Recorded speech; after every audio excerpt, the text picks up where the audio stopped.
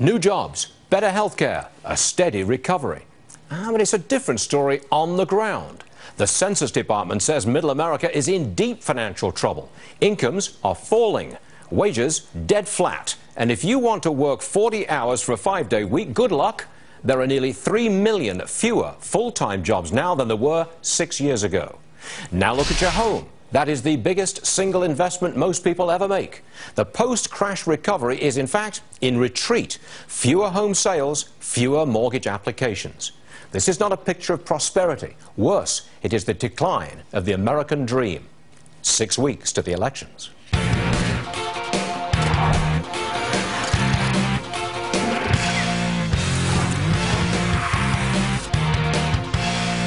Now, here is a housing indicator for you. The share price of KB Homes down big time, a 7% drop. They made less money, they sold fewer homes.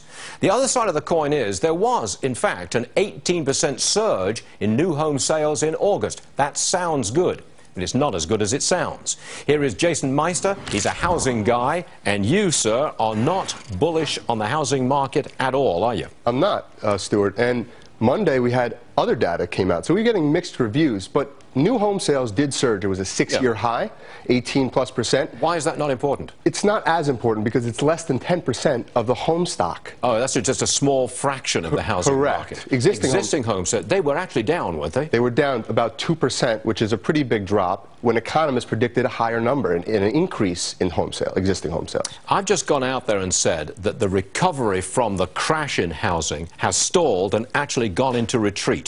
Am I coming on too strong? No, actually, I think you're correct. I think that we have job growth that's not really robust. We have wages that are stagnant.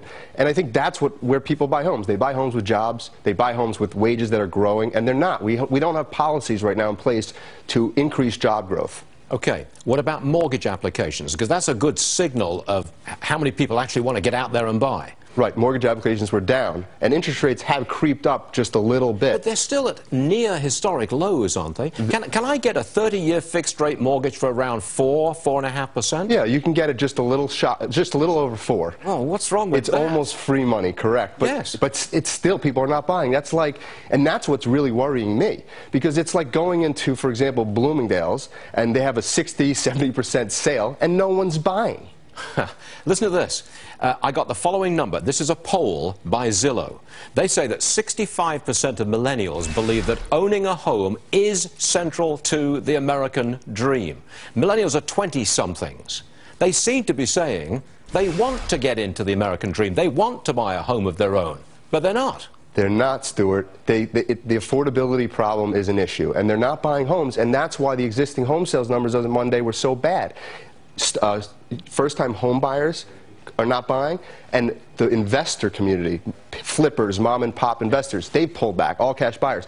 We've had a housing market propped up by overseas investors, Chinese, Russians, billionaires and millionaires, and we have really a bifurcation of the market. That's why new home sales numbers went up 18% in the Northeast and the West Coast, but the middle of the country, the majority of the housing market, not doing well. When I was a young man, first came to America, I bought my first house in San Francisco. The mortgage rate was over 12%. But I did it because I thought that was the American dream. You put your money into housing, it would grow. Best investment you would ever make. What's changed?